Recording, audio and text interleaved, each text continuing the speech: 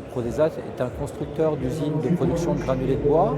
Nous fabriquons des installations clés en main. On est présent sur quasiment tous les continents. Donc, nous sommes intervenus récemment sur le Canada. Sur cette zone géographique, les choses sont en train de bouger de manière très significative sur le granulé de bois.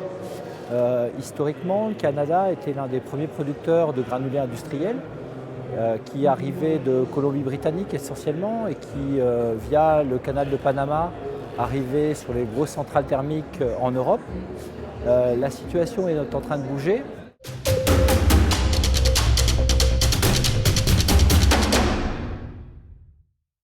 Donc aujourd'hui, le Japon, par exemple, et la Corée sont en train de devenir de gros consommateurs de granulés de bois. Le Japon, on le comprendra assez facilement avec les problèmes sur le nucléaire, sur Fukushima. Le Japon est en train d'installer des cogénérations et de la production d'électricité à partir de granulés de bois. Et donc un marché intéressant pour eux pour obtenir des granulés, c'est effectivement la Colombie-Britannique.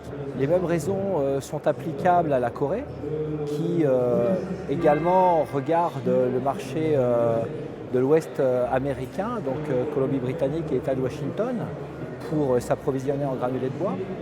Et donc tout ça va créer des modifications au niveau de la production de granulés de bois pour aller vers l'Europe.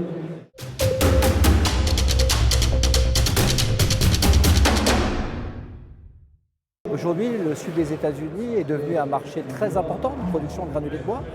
Donc cette production augmente sur cette zone géographique pour arriver vers l'Europe.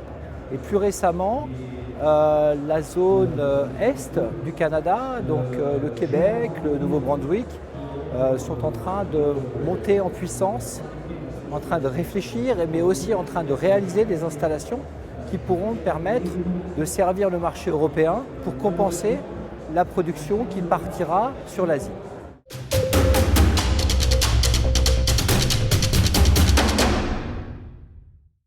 Aujourd'hui, qu'on soit sur l'Est ou sur l'Ouest américain, essentiellement au Canada, les essences utilisées sont majoritairement des essences résineuses. On a des essences résineuses qui poussent très vite, par exemple sur la Colombie-Britannique, et encore plus vite, hein, on va être sur des essences de résineux à rotation très rapide sur le sud des États-Unis. On a des arbres qui ressemblent un peu au pin maritime, mais avec des taux de croissance beaucoup plus élevés. Pour ce qui concerne le Nouveau-Brunswick et le Canada, donc sur l'Est, on est sur des essences de bois qui s'apparentent à ce qu'on va trouver en Finlande et en Norvège, donc également des bois résineux et des bois blancs, hein, des bouleaux, des trembles, des bois qui ne sont pas utilisés ou peu valorisés dans les industries actuelles de traitement du bois.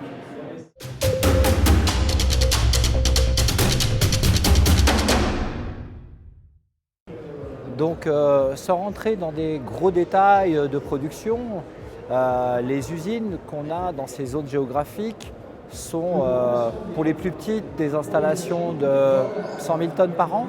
Pour les plus grosses, on parle de 500 000 tonnes jusqu'à 700 000 tonnes de capacité. Les installations qui sont présentes sur le sud des États-Unis, on est Basse-Grondin essentiellement, tout simplement parce qu'il y a une croissance de la forêt très forte et puis parce qu'il y a eu une disparition progressive des utilisateurs de ces bois-là, essentiellement la pâte à papier qui a disparu sur ces zones-là. Par contre, sur la Colombie-Britannique et sur le Québec et le Nouveau-Brunswick, on est essentiellement sur des connexes de scierie. On a des très grosses installations de sciage, hein. On a des usines qui sont en capacité de produire 900 à 1 million de tonnes, de traiter de 900 à 1 million de tonnes de bois par an. Donc on est sur des capacités de 400 à 500 000 tonnes de boissier. Et ces installations produisent entre 100 et 300 000 tonnes de granulés de bois. Donc nous intervenons sur ces installations pour l'ensemble du procédé.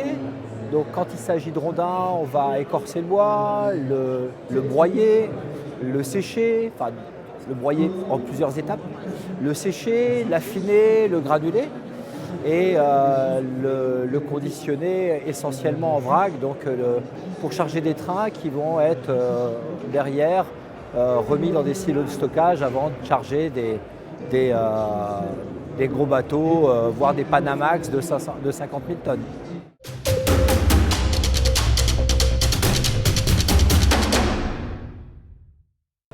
Alors évidemment, toutes ces forêts sont certifiées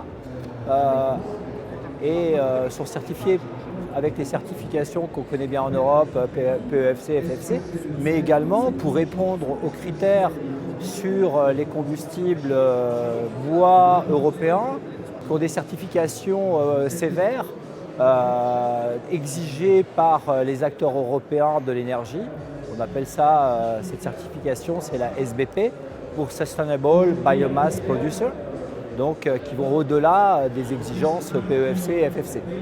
Ce qu'il faut savoir également, c'est qu'on est soit sur des connexes de scierie, soit sur des bois qui étaient utilisés préalablement par des industriels type pâte à papier qui ont disparu de ces zones géographiques.